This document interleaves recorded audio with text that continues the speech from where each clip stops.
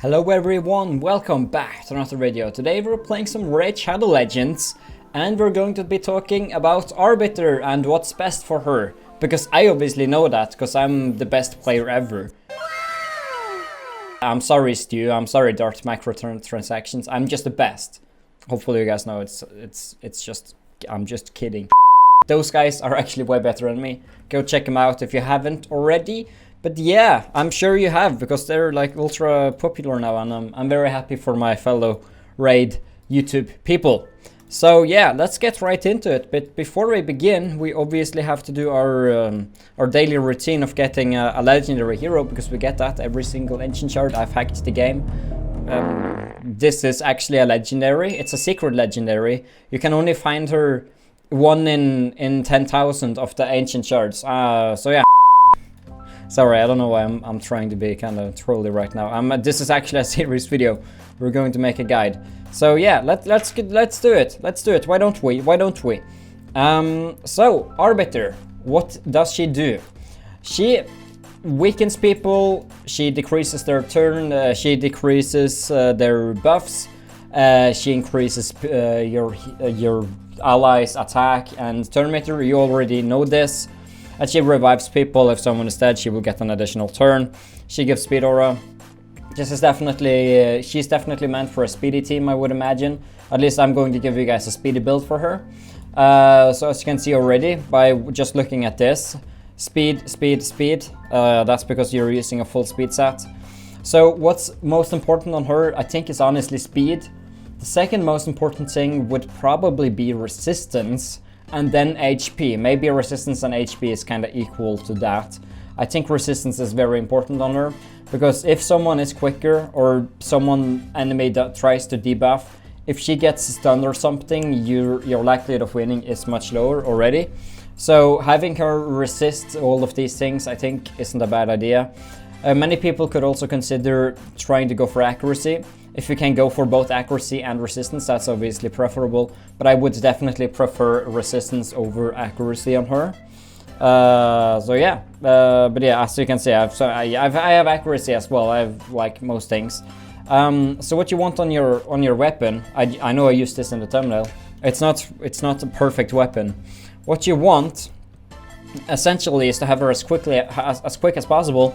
So you obviously want 6-star artifacts. With those 6-star artifacts, you want speed to be perked and everything, so 4 times 4 speed. I guess you can get like you can get times yeah, you can get times 4. You obviously want legendary artifacts, but the substats that you're looking for is speed. You want resistance. You want HP %, and you could also want accuracy. To be honest, I think that in all the different substats would be preferable. And for all the speeds to be triggered, over and over again, so you get like 20 speed on an item or even more so. I don't currently have any like good artifacts as an example. What you want on your gloves on her as a main stat is HP. I have defense because this gives me speed substat. If it's defense, it's not the end of the world if it gives a lot of speed or other good things that you require. But as you can see, this gives HP, this gives speed, this gives accuracy. So it's kinda, it's okay. that's why I'm using it. As for the rest, yeah, you simply just want a bunch of HP. Your speed is the most important thing ever. And obviously resistance, I think, is very important. Resistance is key. You do want speed boots with the main stat as a speed, then you could probably want resistance as a substat, as you can see here. Then you should also want HP %. Unfortunately, I didn't get that. And accuracy is again a good thing. It shouldn't be prioritized over the following things, which is resistance and speed. I think even you should focus on HP above accuracy, but that's debatable. I think that accuracy is not a bad thing either.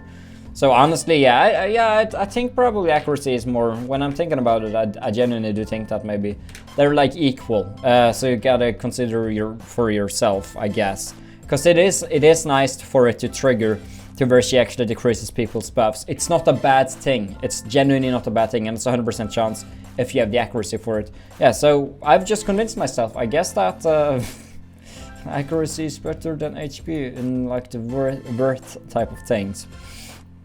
So yeah, you essentially just want a bunch of health. Defense is kind of, if you have it, you have it. Speed is the most important one. If you do have a perfect Arbiter, I think you can get somewhere around 320 speed or something, or even more.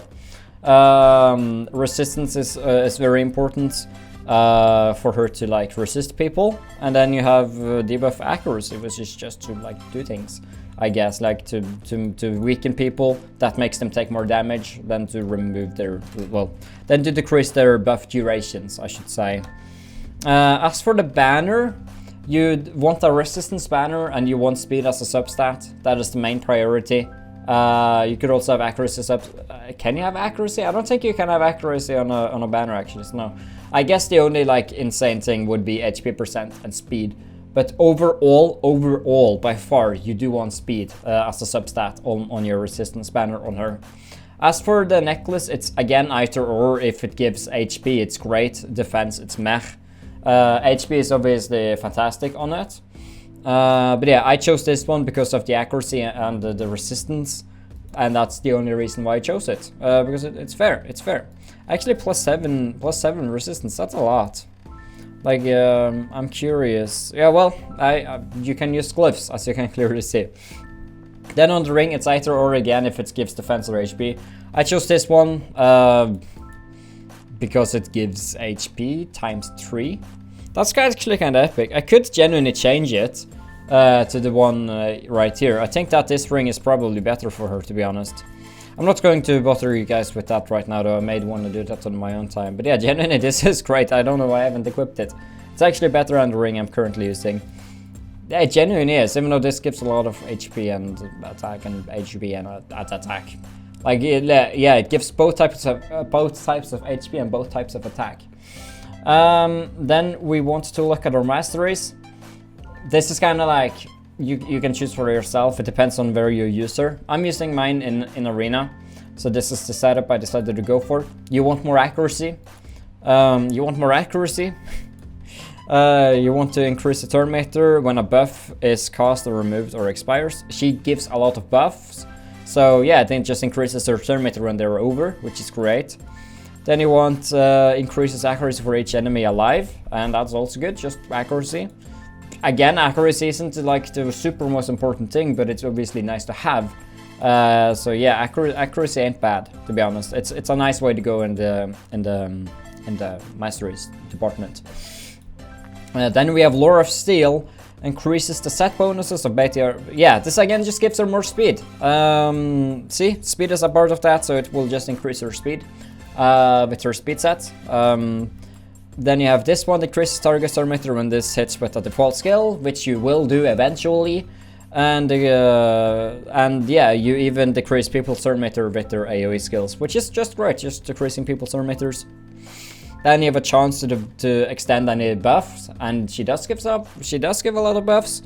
And then again, increases speed for each dead ally. So when someone is dead, that means she gets more speed, so that she can revive people even better or even quicker, you know. Then we have the defense thing here. It gives resistance, because resistance is like very important. Decreases the damage received by 8% when it's hit with a critical hit, just makes her more durable. Increases the amount of healing and value of shield buffs this receives. So whenever she heals everyone, I think she heals herself when she revives, right?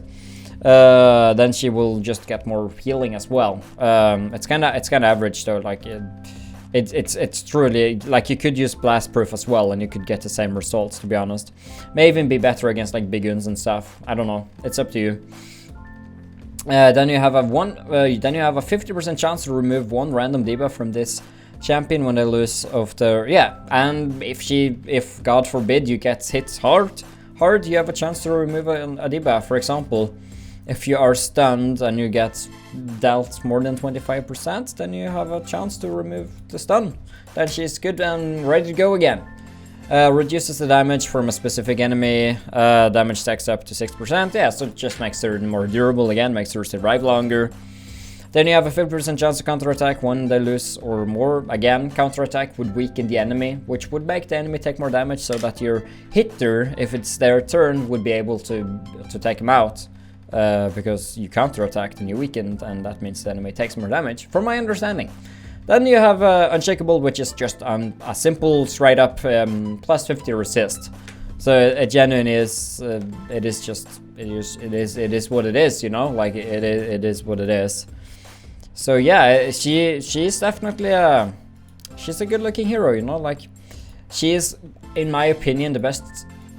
Should I say the best support hero? I think that she is my favorite. I don't know if she's the best, but she is definitely my favorite support hero, and I'm so glad I got her. If you wonder where you can get her for missions. You can do a lot of them. You gotta be pretty end game about to succeed with this, because you need to beat all the dungeons in 20. So it's a pain in the butt to actually get her. But once you do, you now know how to build her. And if you get her from a void shard, then you also know how to build her. If you get her from a void shard, it's like skipping a step. Like you're so lucky if you get her from a void shard. Have any of you guys gotten her from a void shard? Is any of you like below 100k team power or below 80k and you have her? Because if you do, you're very lucky. She can carry you through campaign. She can help you with campaign, dungeons, even clan boss, I think, in the very early game. I don't actually fully know, so don't quote me on that. Being quoted. So yeah, thanks guys so much for watching. If you guys did enjoy, you should leave a like and you should subscribe. And I will talk to you guys in my next video. Have a nice one, and bye bye.